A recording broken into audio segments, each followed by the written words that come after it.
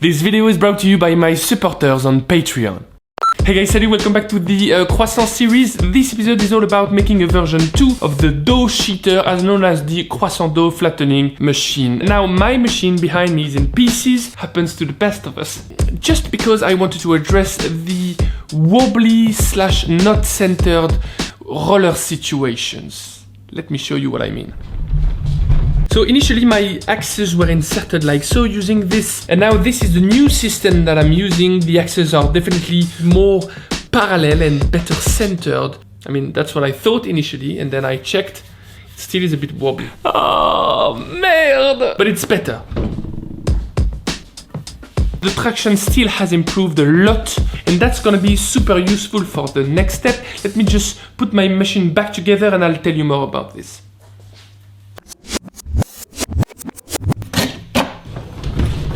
Churros, donuts, croissant.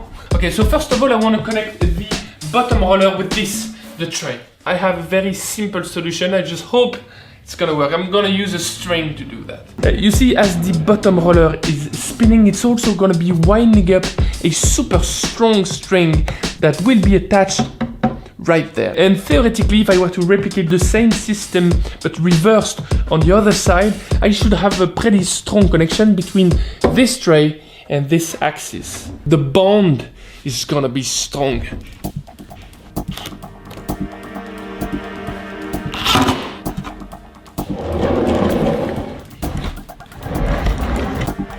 Now, if you're worried about the solidity of my mechanism, if you're worried that the little pieces of string might snap, don't be. I'm using fishing lines that is initially made for sharks. In fact, there is so much strength that I've got a top roller problem now.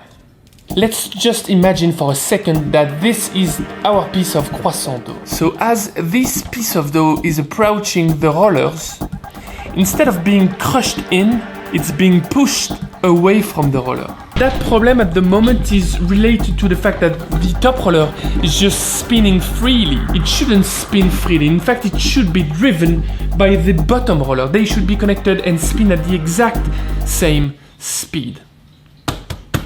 Gears.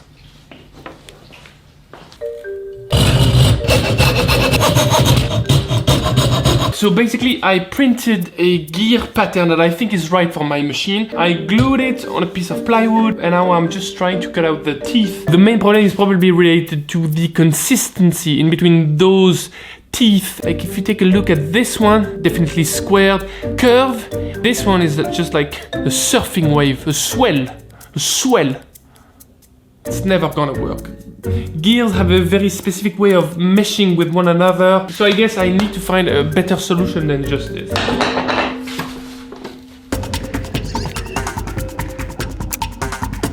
Instead of messing around, I made a 3D model of the gear that I need. Then I'm gonna send this file to a friend of mine who's head of a fab lab at the Paris University La Sorbonne. His name is Adel, and basically we're gonna carve those gears together.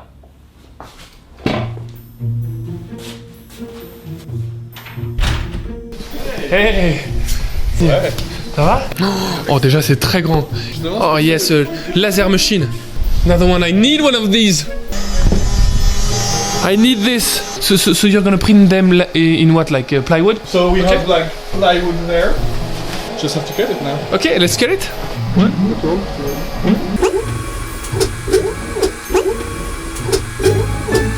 So this is the result I've got. Way more consistent, way more thorough than the thing I did in my shop. It's a bit embarrassing, to be honest.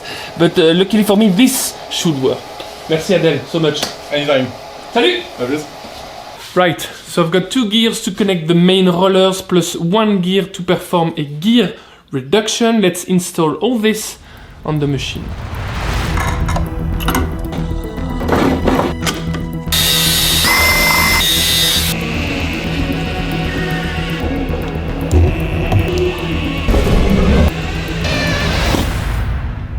Three, 2, 1. Ta-da! The dough sheeter version 2.090.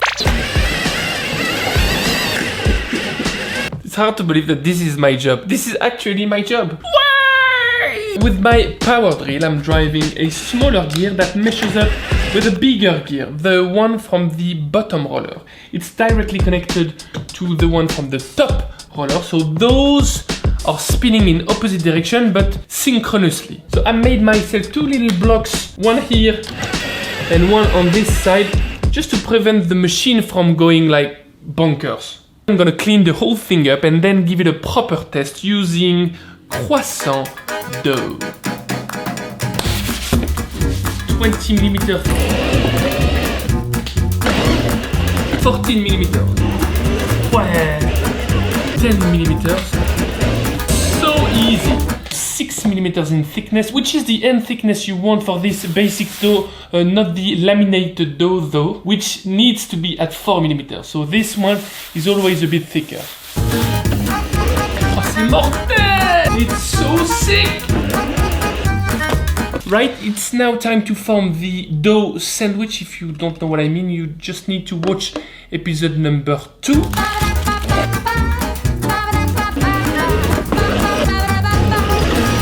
The result at the moment is extremely even. I'm gonna wrap it up, place it in the fridge to chill, and then we'll start flattening this dough.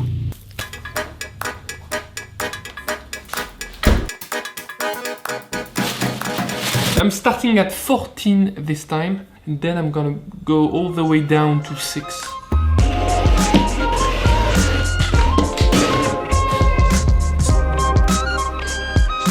And that, my friend, is called a double fold.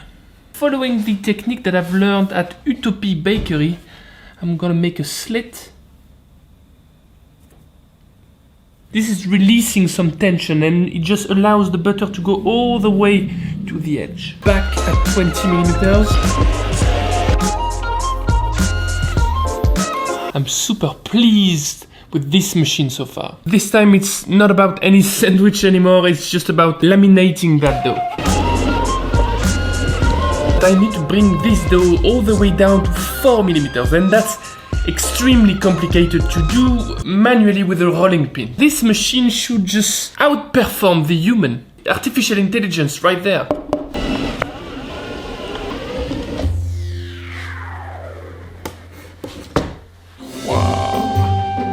Proper, smooth and even. I know it's hard to believe that there are 12 layers embedded within this 4 millimeter thick piece of dough, but as a fact, there are 12 layers, and I'm a happy man. Now, as much as I love laminated dough, those even layers, that dough sheeter version 2 wasn't made to make croissant dough, but to make croissants. So I'm not gonna bake one, but I'm gonna shape one with the dough we just made so that you can see one of the amazing benefits of using such a machine.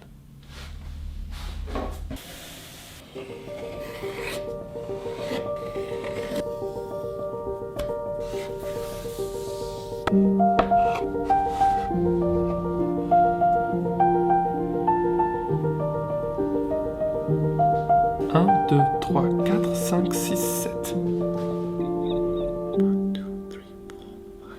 Just checking. And the reason why I was able to reach that number right here and not in episode 2 is just because the dough, it's thinner, it's more even, and so the croissant just folds on itself just smoothly and more evenly, and that's how I get this. Smells like victory. I mean, not yet, but still I'm on my way.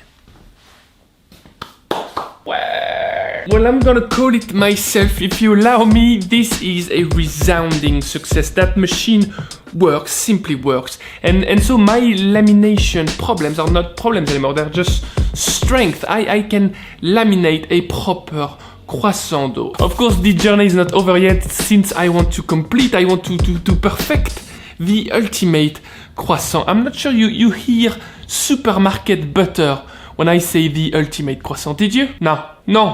There is no great croissant without great butter in the first place. They need to source the best butter I can get my hands on. We all knew this day would come, and it's next Saturday. Bye bye. Salut.